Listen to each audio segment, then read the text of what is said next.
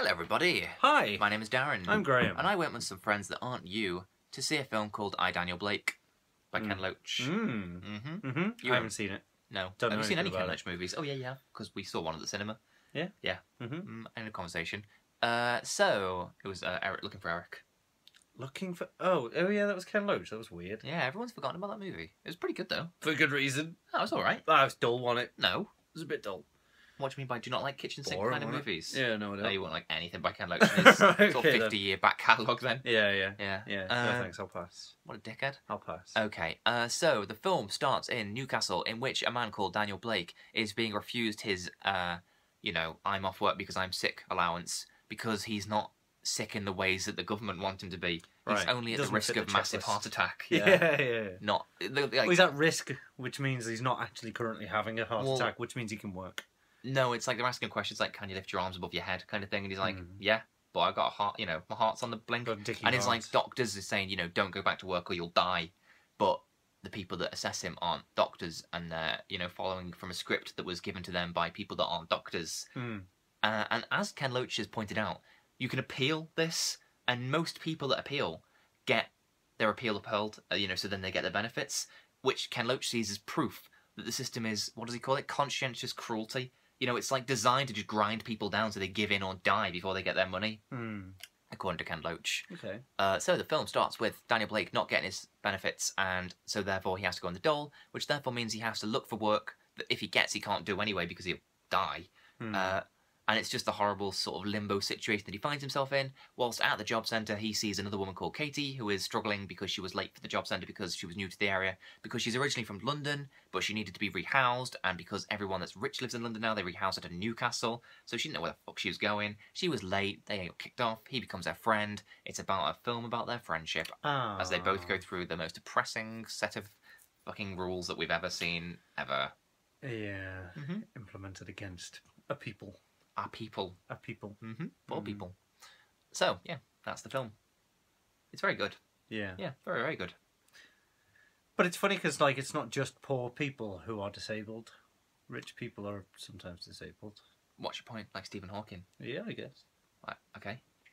What's your point? No, I don't know. I don't know. It's not really dealing with them. It's not about disability. It's about people Yeah. who with no money. People should who get are money. plugged into the system through no wish of their own. They don't want to be... What's your point? I'm helping your point. I didn't need the help. I would disagree. Yeah, it's really good. So, I think they are doctors, who assess the people. Are they not in the film? they're not his doctor, Oh, right. and they're not able to do medical checks or anything like that. They just have to ask the questions. I think, as far as my understanding goes, which is very limited, I think the point is that they are doctors, but they're not there to do any kind of GP work, so to speak. I might be wrong about that. He is clearly ill. His doctor says you are ill. What are these people then saying? The questions Don't worry about it. I don't think the questions are fully on a script or anything like that, are they? It seems so. It seems so, but I think they have got a key, set list of questions. But to further investigate the cause and the claim and stuff, I think they have to have the medical knowledge to know how to They're just asking him identify. questions, like, yeah, exactly. Yeah. Can you do this? Can you do that? So they need to know the right questions to ask for the. It seems like they just asked him person's every ailments question, and then it was a point scoring system, and if you score above this, this like number, you're disabled, and if it's below, you're not. And he was like 12, and he needed to be 15. But then most of the questions were irrelevant. Yeah. Yeah. It's like, I've been shot in the head. Can you walk? Can you do this? Can you that? Oh, you scored 1 because you were shot in the head. That's 1 point, but that's kind of a big point. That seemed to be how it was for me. All right. How I read it. Yeah. Yeah. That's my limited understanding, but I might be wrong. But if you've watched the film, then I guess Ken Loach has done his research. I've watched the film and then I read around it. Yeah, and you made an assumption. What's the assumption? Does it say that they're doctors? I know In I'm the getting hung up film, on a slight in the point. film, he says, "Are you medically qualified to do this?" And he says no. They avoid the question. Oh, right, okay. Yeah. Just a curiosity. I don't know. Yeah. So, okay, so the actual film, is about these two people.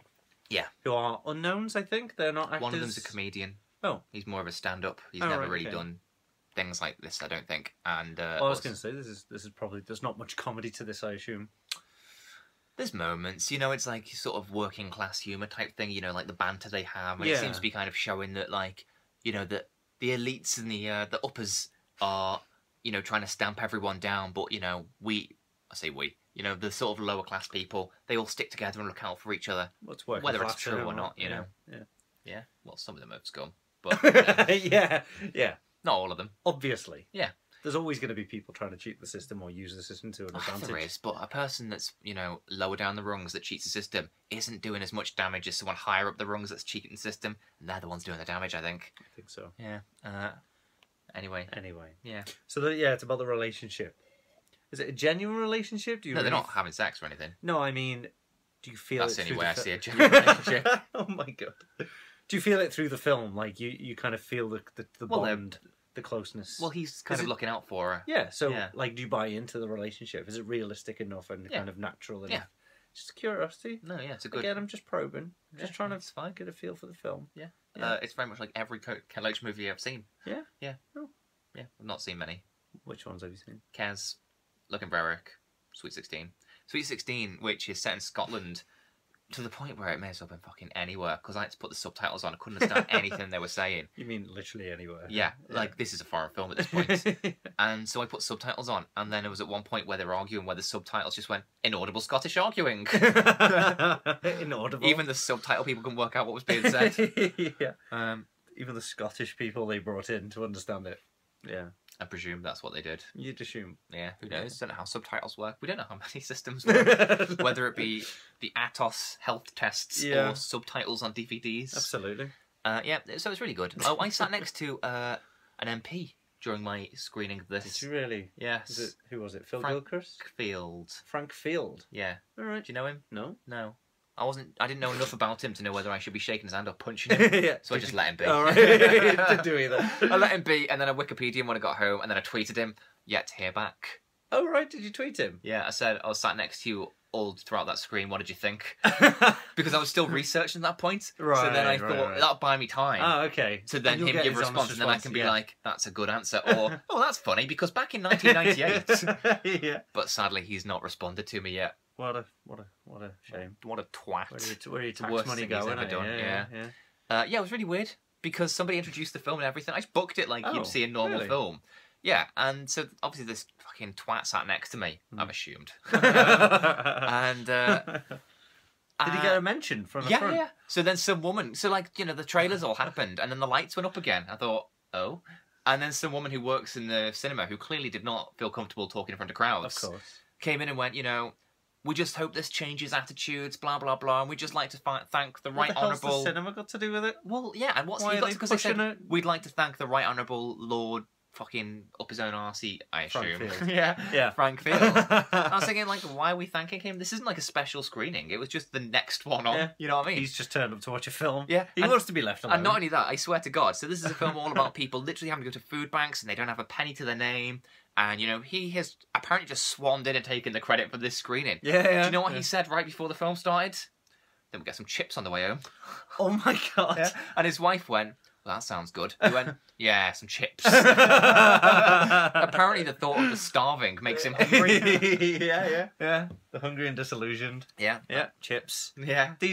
Let's go for poverty food. Let's go for the cheap food, shall we? Yeah, let's go for some nice chips. What would these hungry people like? Let's have some of that. They're always eating chips, aren't they? Ooh, chips. Chips. Oh, it gets me in the mood for a Ken Loach film. I should point out as well that we saw this film about 8, so he would have been eating his chips at about 10:45 on his way home. So it wasn't like that was his evening meal. No, that was extra. Yeah, he needed a portion of chips, didn't he? Yeah. Anyway. Just to enjoy the bitter resentment he got from that film. So it's been several days since I tweeted him. So when he finally does get back to me and I say, do you enjoy your chips? It's probably not going to mean anything to him. You should get back to him. Definitely chase him up on that one. How are your chips? Send him this video. How are your chips? Load up your own arse chips. What, am I too low down the rung for you to respond to me on Twitter? I know, Yeah. Get yourself a jumbo sausage while you're there, On the taxpayers' What? Wasn't that what Keith Fast did? I know you think that's satire. Don't know if you know, he got some Rent Boys. I could have guessed, in honesty. Yeah. Anyway. Definitely jumbo, though? Oh, I would hate to say. Who was the rent boy? A little close to home. I would hate to be arrogant. Oh, well, you know. He was satisfied, let's say that. Not to toot my own horn, but I can. Don't need to when Keith finds us around. Anyway, bye everyone. Yeah, bye-bye. You do that. Oh, I'll do it.